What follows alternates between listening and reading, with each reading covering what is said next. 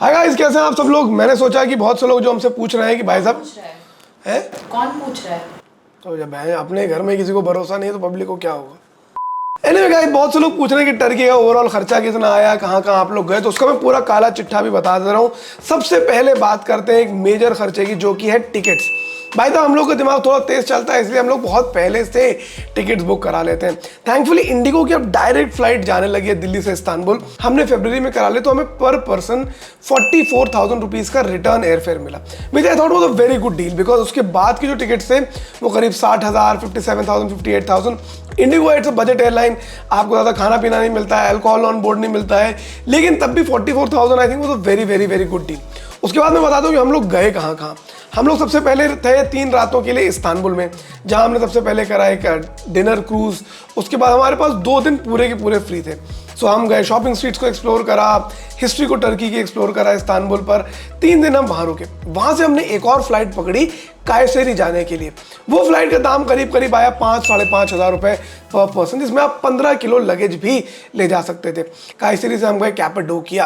कैपाडोकिया में कई सारी चीज़ें थी करने को, लेकिन एक जो बड़ी वहाँ की राइड होती है हॉट एयर बलून राइड, वो अनफॉर्चुनेटली हम नहीं कर पाए। 270 यूरो यानी कि 27,000 रुपये पर पर्सन कर रहा था।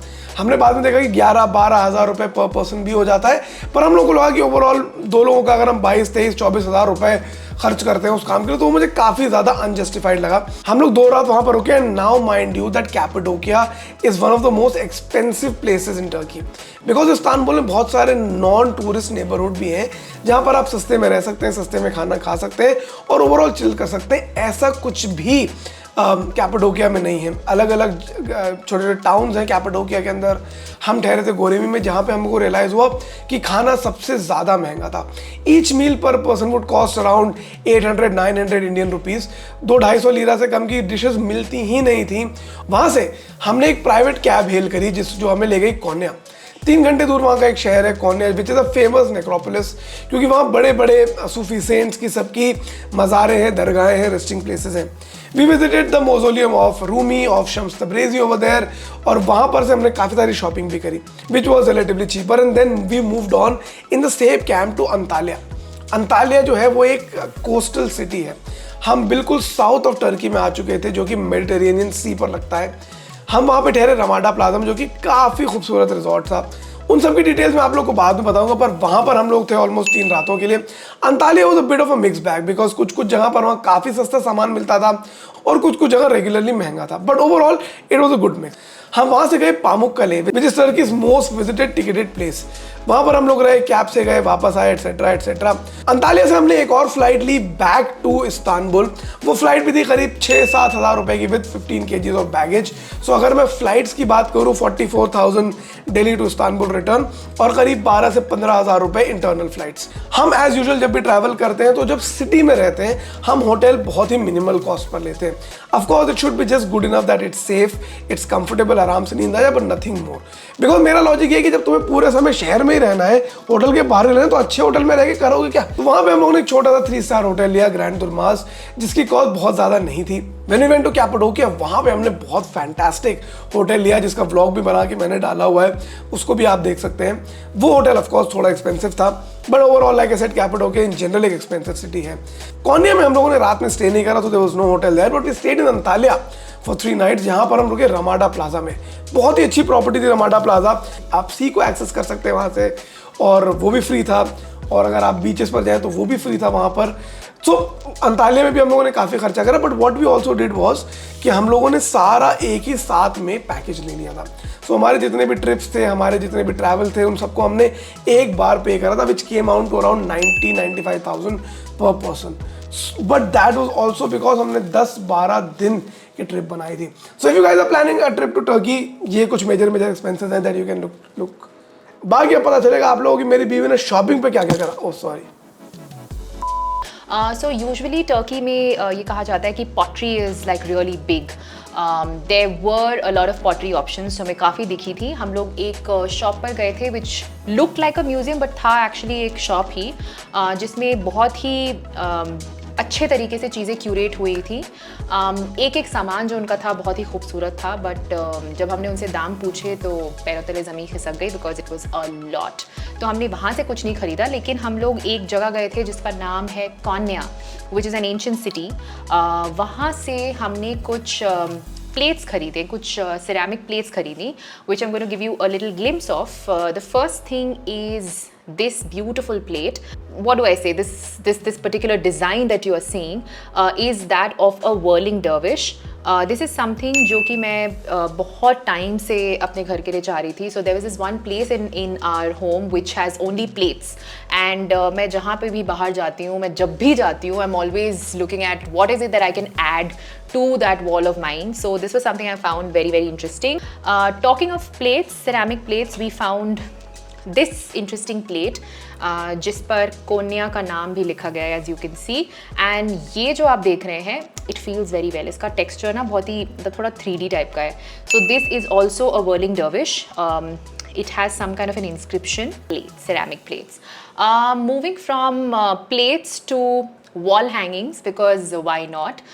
हमने ये एक wall hanging लिया था, which is something that Zain particularly wanted to add to his wall, which has a lot of these inscriptions, which also has the Ayatul Kursi.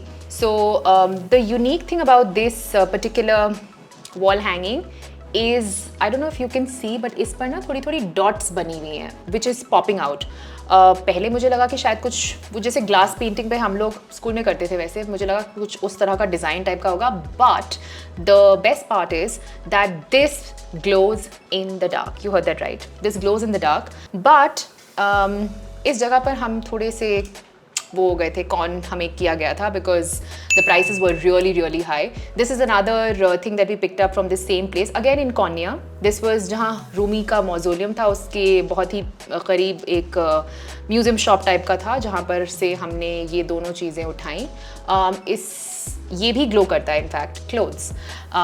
तो आई थिंक टर्की में हर एक कोने पर इतनी सारी शॉप्स हैं, and these are not the usual typical brands that you get in Delhi और in any other city.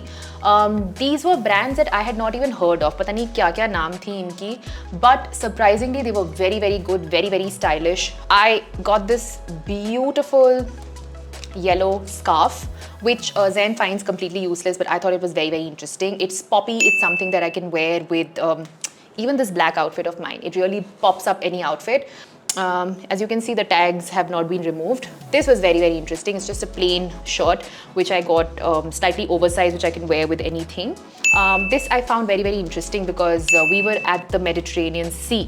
So why not have something which is related to that? So it's almost like this t-shirt is going to be a reminder of the Mediterranean. Another beachy t-shirt, which is also something that rings with my initial, which is M. So it says Malibu vibes. So again, this is very interesting. Price point of view से भी it was very good. मैं इतना पता नहीं, I don't know why मैं local cosmetics और brands try करना चाहती हूँ, but then because I have a sensitive skin, so I don't really experiment much. But this is an old shop called Watsons, जो कि मैंने साउथ ईस्ट एशिया के में काफ़ी जगह में देखा है. So it's a famous shop called Watsons. Most of them are actually masks, which I find really cool. So these are just some of the stuff that I got. ये जो एक brand है Petite Maison, this is something that I found a lot in Turkey. So I don't know if it's a local brand or not, but I have tested it. It's very nice. So this is something that was totally worth it. Zain को बहुत useless लगता है, but I thought it was really worth the money. ये एक ऐसी चीज़ है जो कि मैंने सोचा नहीं था, मेरे लिस्ट ऑफ शॉपिंग में इंक्लूडेड नहीं था, बट एक सरप्राइज़ के तौर पर आ गया. और हाँ, मैंने ख़रीदा. हम लोग गए थे माइकल कॉर्स के शॉप पर और हमने ख़रीदा एक माइकल कॉर्स बैग, जो कि मेरा बर्थडे गिफ्ट था. Because my dad had given me some money, तो मैंने सोचा कि चलो ठीक है, वो और अपना कुछ मनी जोड़ कर ये बैग ख़रीदते हैं. It's a very beautiful bag, बहुत खूबसूरत है. मैं आपको उसकी एक झलक दिखाती हूँ, और इसका एक नाम भी है apparently. I haven't named it, मैंने खुद से नाम नहीं डाला है, इसका नाम है वैसे, she is called Marilyn. So this is Marilyn for you. Just a little close up. It's a light pink bag, very pretty, very beautiful. एक tote bag है जिसमें बहुत ज़्यादा space है और मेरे दिल के बहुत करीब है. So this was the other bag that I got. As you can see, it's a beautiful orange colored leather bag, which has this very interesting pocket. Usual little parties and stuff के लिए I think it's pretty trendy. I found it very cool. Also cost को ध्यान में रखते हुए I thought it was a steal, तो मैंने ये बैग भी खरीदा. Two last items that I want to show you. ये बहुत ही इंटरेस्टिंग था जो हमें रूमी के मौजोलियम वाली रूमी के मौजोलियम के पास जो म्यूज़ियम शॉप था वहाँ पर मिला, which is this. Just look at this. This is so interesting. Again ये एक whirling dervish है और इसकी इंटरेस्टिंग बात ये थी कि ये क्लॉथ से बना है, कपड़े से बना है. तो मैंने एक नहीं इनफैक्ट 2 उठाई, as you can see right here. बहुत इंटरेस्टिंग था. और एक और चीज़ जिससे पहले कि मैं भूल जाऊँ was this. हम लोग जब बुरसा गए थे तो वहाँ पर माउंट उलुदाग करके एक जगह है जहाँ पर हमारी एक बहुत ही यादगार केबल कार राइड थी. तो उसी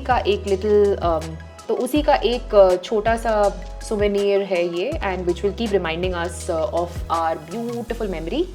Also something that's sitting right in front of me, which is not something that we had anticipated, but this is something that popped up when we went to Cappadocia, which is this beautiful picture of ours. तो ये again ऐसी चीज़ है जो Jain prefer नहीं करता है, but I really like it. हमने बस क्विकली फ़ोटो खिंचवाई थी. वी डिडंट इवन नो कि ये लोग ऐसे हमें फ्रेम करके देंगे, but this is very interesting. So that's all that we have in today's shopping hall. I think इसके बाद अगले हॉल में मुझे थोड़ा ज़्यादा एक्सपीरियंस रहेगा of how to conduct it, but yeah I hope you enjoyed that. Thank you, bye bye. How was it?